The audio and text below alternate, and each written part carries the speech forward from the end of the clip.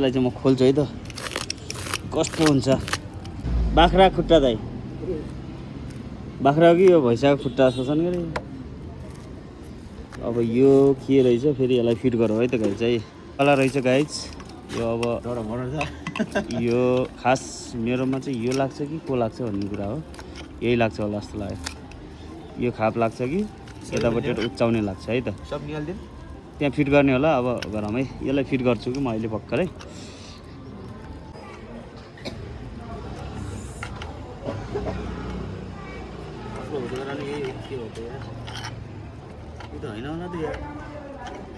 हजुर यो हो कि के हो त्यही होला। नमस्ते भाइ यहाँ के हो यो जानेन क्या यार बनाउन यार यतापट्टि र कि यहाँ नोट हाल्नुपर्छ त यहाँ खोइ त त्यहाँ यहाँ नोट हाल्नुपर्छ पहिला नोटै छैन त अनि युएसको नोट हाल्नुपर्छ त्यहाँ नि हो युएसको नोट यहाँ ठ्याक्कै अटाउनु ठाउँ चाहिँ यो 4 पाटे नोट हुन्छ होला ठ्याप्पै यसमा नोट अटाउँछ यस्तै यस्तै खाले नोट हुन्छ क्या यसमा बनाएको छ र खोलेर हेर्नु न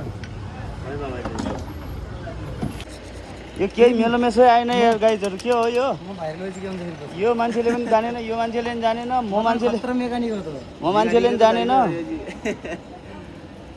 भएको त यही त हो नि अब यही हो भन्छ कि मान्छेले अब छोडिदेऊ लाग्यो बाइक सिधा भयो भएको त यही त हो नि बाइक सिधा भयो भने त्यहाँको उठिहाल्छ क्या अब बाङ्गार हुनु चाहिँ के खर्च नै के त्यो पाङ्ग्रेल त उठायो गाइज हाम्रो चाहिँ फिट भइसक्यो है डबल स्ट्यान्ड अब त यता अनि यहाँ चाहिँ यो दुईटा फेरि के गर्ने हो बचीको यार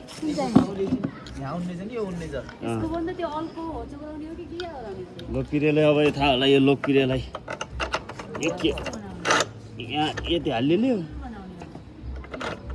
कहाँ फिट हुने हो नि तपाईँबाट नि यार। ल धन्यवाद